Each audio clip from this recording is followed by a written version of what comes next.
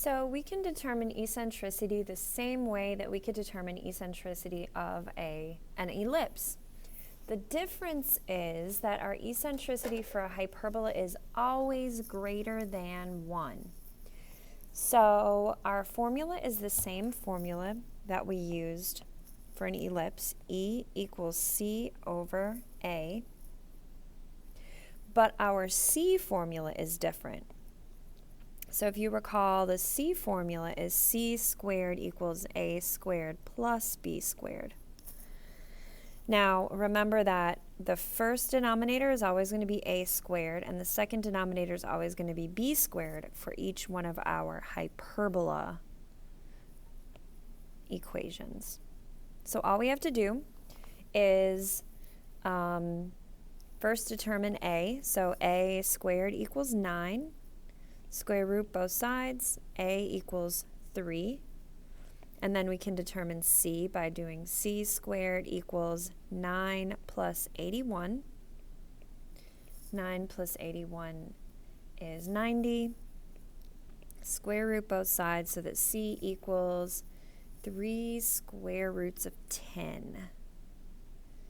And now we can use our formula E equals C over A, which is 3 square roots of 10 over 3. The 3's will cancel, so E is the square root of 10, which is approximately 3.16. Now let's look at example 7. So we're going to do this one the same way. We find A first. A squared equals 225. Square root both sides. A equals 15. 15 times 15 is 225, right? Yep. Okay. So now we can find C by using C squared equals A squared plus B squared.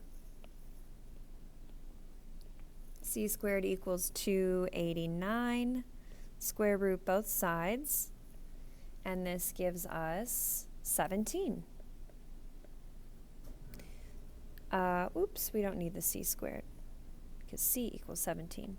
So now we use our formula E equals C over A, which is 17 over 15, which is approximately 1.13. And that is our eccentricity of that hyperbola. Now, one last thing that I would like to mention here is that the greater the eccentricity, the more open the arms of the hyperbola. So our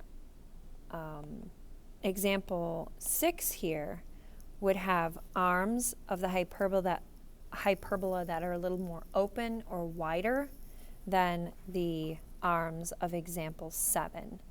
So the greater the eccentricity,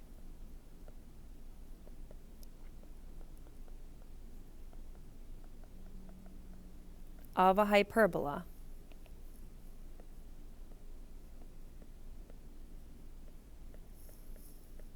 the more open the arms of the hyperbola.